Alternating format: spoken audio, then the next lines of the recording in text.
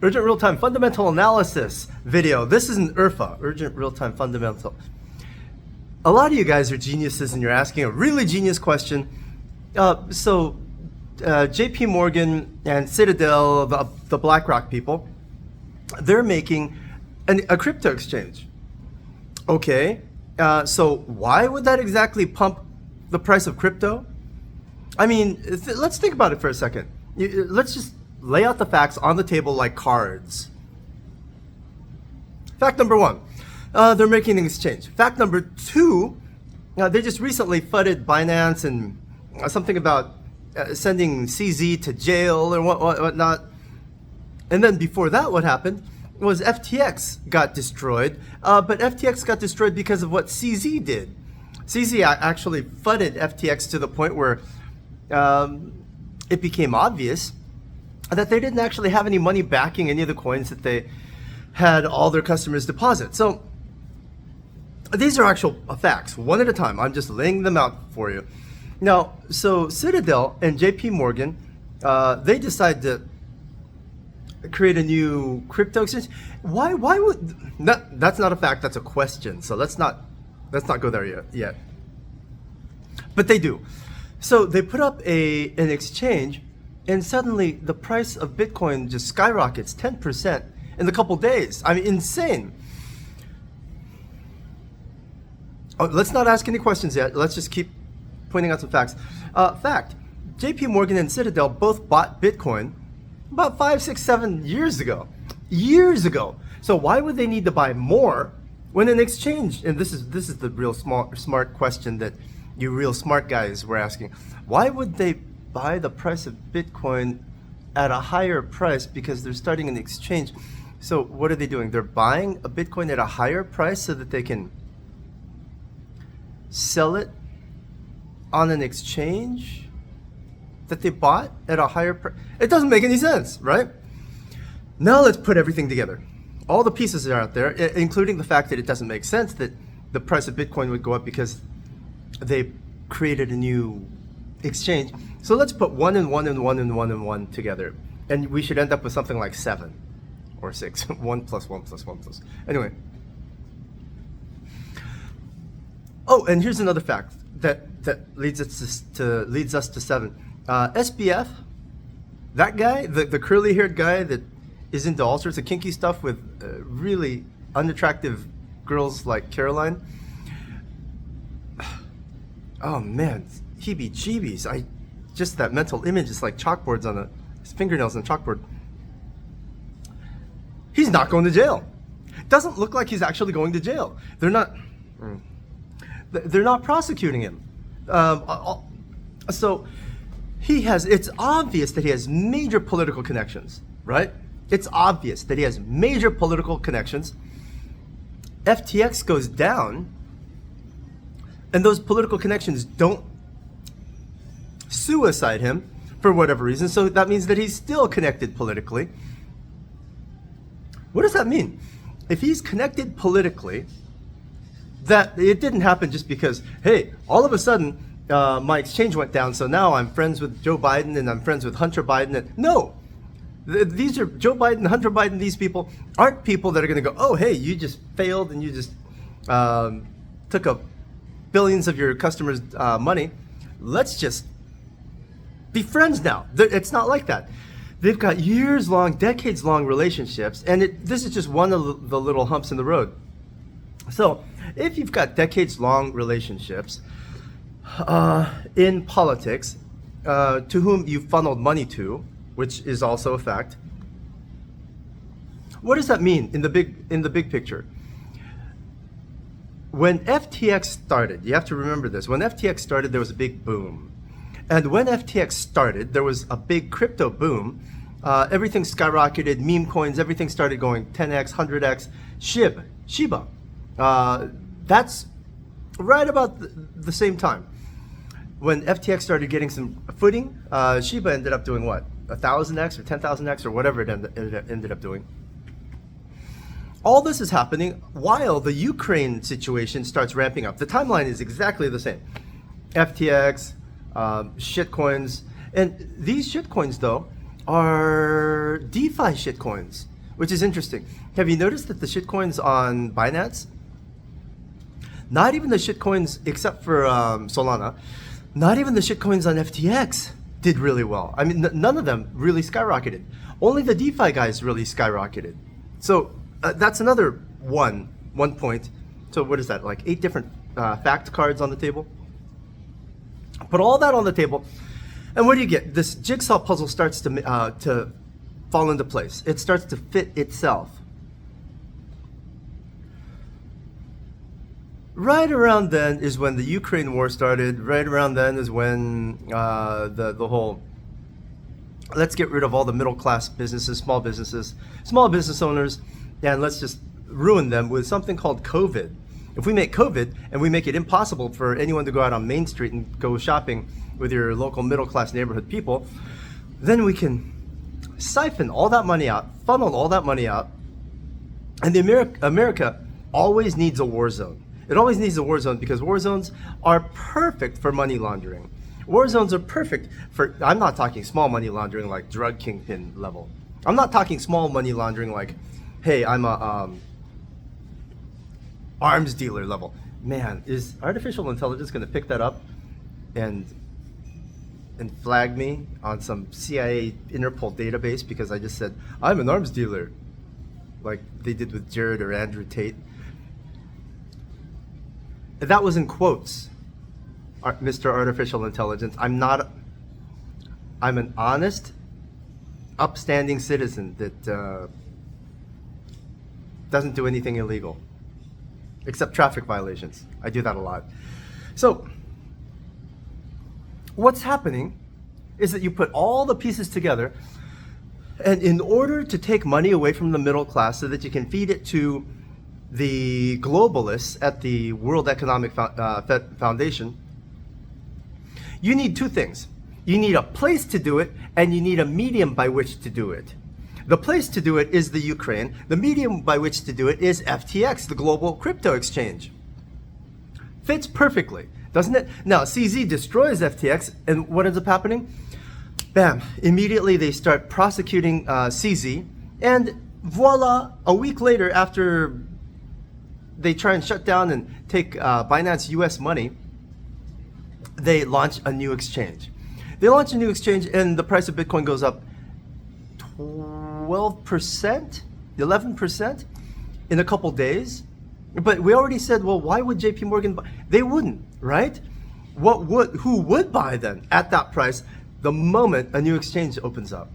And remember, a new exchange doesn't have to open up before a pump. A new exchange can open up after a pump, because by the time they create an exchange, they've already got the OTC relationships in place. They've already got the OTC pipelines in place, over-the-counter trades. So it's not electronic, it's not online, it's just pick up a phone and say, hey, Hunter and Joe want to send $20 billion to the Ukraine, and the easiest way to do it is through crypto. And with FTX gone, they couldn't do that for a while. They couldn't do that for a couple months. So their cash pipeline, their crypto pipeline was shut down. Now, if all this sounds like a huge conspiracy theory to you, add to it the fact that they just shut down Silicon Valley Bank, they just shut down Silvergate Bank, they just shut down all these banks that allow regular middle-class people on-ramps into the crypto world. Even Bitfinex now has a hard time getting people to deposit money. Banks, I'm not going to. Hello, Mr. CIA AI intelligence YouTube scanner person. I never had bank accounts anywhere, ever. Okay. So you end up having to go through crypto to be able to funnel your money, and with FTX gone, you have to create a new exchange, and you create the new exchange only to the point where the OTC pipelines are now in place, And then you can just open up the actual physical electronic version, the homepage website for random people who still can't buy crypto because there's no bank on-ramps to crypto. Does that make any sense? You can't. When's the last time you were able to buy crypto by wiring money to your exchange? You just can't. It's not allowed. So who then, now here's the real question, who then bought enough Bitcoin to drive the price up 11%? Who bought but didn't need Silvergate, didn't need Silicon Valley Bank, didn't need any of the on-ramps that were just recently shut down by the SEC? Who else but the same people that are getting SBF out of jail? Who else but the same people that want an ongoing war in some country or other? They need, first it was the Middle East. They need some kind of country with massive political turmoil so that it's easy to move money in and convert it and move money right back out. It's super hard to ask for all the paperwork in a war zone. You're not going to get some government agency going into a war zone and trying to audit the entities, the government buildings in a war zone, saying, "Oh, by the way, I'm just going to sit here in your lobby until you download all your Excel files and your Quicken files." That just doesn't happen in a war zone. So that's why they need the Ukraine to be a war zone, which is really sad for the Ukrainians. So what does that mean? That means that as long as this Citadel and JP Morgan exchange is live, when it goes live, the primary purpose of it is done. The primary purpose was not for them to make a website. The government, the Joe Biden people, the Soroses, they don't need a website. All they need is a pipeline to be able to move money internationally and convert it. So the website just went live, by the way. Actually, it's kind of live right now. You can go. It's what was the website URL? EDM or something? EDS mark. Anyway, you just look it up. You'll find it. So,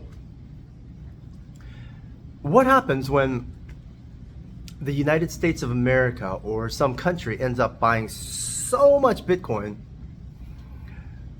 that they can fund more wars, or they can fund whatever they're funding, and they can send their money to the Ukraine, wash it, and then turn it into some other currency that they can use as liquid currency, because Bitcoin is entirely traceable. It's anonymous, but it's not private. What happens when you buy $1 billion worth of Bitcoin, when you buy $10 billion worth of Bitcoin, and then you have to convert it back to Swiss francs, or you have to convert it back to gold that you can then negotiate and use for payment? What happens to the price of Bitcoin? It's pretty obvious, isn't it? As a note, you'll notice that the stock market has been going down. My last video on the was a short, and I lost money because of my short. But I was right, though. Oddly enough, I was right. I said that the stock market was going to go down and the U.S. dollar was going to go up, and both of those things happened. But guess what went up? Bitcoin alone went up. Voila. What ends up happening when you take money out of the stock markets, put it into Bitcoin, and then you take money out of Bitcoin is the next step, which is the step we're on right now. You ever notice that right before Bitcoin dumps really hard, all the shitcoins start pumping like crazy? Like Wojak just pumped 30%, Pepe just pumped like 40, 50% or something like that, ridiculous. You ever notice how that happens? Shitcoins pump, meme coins pump right before a major dump on all the blue chips. Well, there's only two blue chips, Ethereum and Bitcoin. Guess what? Same thing happens with stocks. Right before stocks dump, what they're doing is they're getting the last drop of liquidity out. They're front running to get people. And you notice how it's not Binance coins again. It's not centralized. It's not SEX coins, not SEX. It's CEX. It's not CEX coins. It's MetaMask coins and it's Uniswap coins. Why is that? Because they already cut off all the fiat on ramps through Silvergate and Silicon Valley Bank. So everyone around the world can buy the very tops of Pepe. They can buy the tops of Wojak, and then doof dump, and then Bitcoin doof dumps. And then finally, stock markets, doof, dump. That's the order. Large liquidity ends up pumping smaller liquidity, ends up pumping tiny liquidity in that order, so that the tiny liquidity pumps last, gives you the liquidity to exit all your positions, and then everything just goes flat. Dump, dump, dump is the process. So that's what it looks. That's what looks like is happening right now. Since my last video. The price of Bitcoin hasn't changed. We're sitting at resistance. I would show you on the chart, but I mean, that's not what fundamental analysis is. So that was the big picture, and it looks bearish right now. We're gonna try another short, and we win most of our trades. We win like 93, 94% of our trades. This could be one of the 7% that we lose. So don't use a huge amount of money, just use a huge amount of leverage, because my timing is absolutely precise. Get rich, guys. Oh, and if you have over $2,000, we will trade it for you. Go to bitcoin-fund-manager.com. You should just have us trade for you, just like the billionaires do. You think the rich people make their own money? You think the rich people trade for themselves? Rich people don't even drive for themselves. They don't even cook for themselves. I'm surprised they even wipe their own butts. Some rich people don't wipe their own asses. Did you know that? It's true. Google it. Rich people that don't wipe their own asses. Or don't Google it. Just get rich, hire us to make you rich at bitcoin-funds-manager.com.